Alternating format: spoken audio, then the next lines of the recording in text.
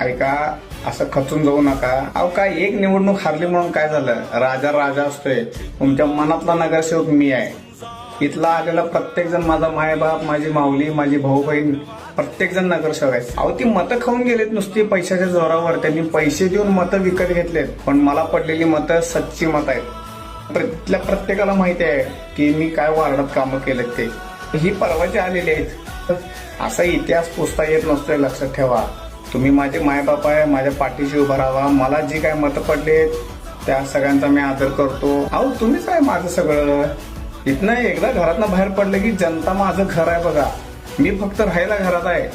माझं सगळी संपत्ती, माझा जो काय पैसा आहे ती तुम्ही जनताच आहे.